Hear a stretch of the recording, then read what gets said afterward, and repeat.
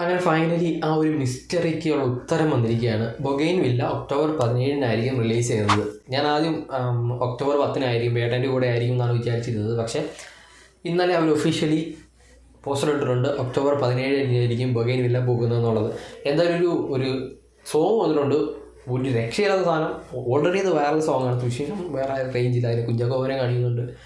ജ്യോതിർമയുടെ നമ്മൾ ഇതുവരെ കാണാത്തൊരു എക്സ്ട്രീം സാധനമാണ് ഈ ഒരു സിനിമയിൽ കാണാനായിട്ട് പോകുന്നത്. ആ ഒരു പാട്ടിനകത്ത് തന്നെ ഒരു ഭയങ്കര ഡെബിളിഷ് ഡാർക്കായിട്ടാണ് കാണിക്കുന്നത്. അപ്പോൾ അതേപോലെ തന്നെ ആയിരിക്കും സിനിമയിലും. എന്തായാലും ഒരുപാട് പ്രതീക്ഷയുള്ള സിനിമയാണ് അമൽ നീരദിൻ്റെ. കുറേ കാലങ്ങൾക്ക് ശേഷമുള്ള സിനിമ.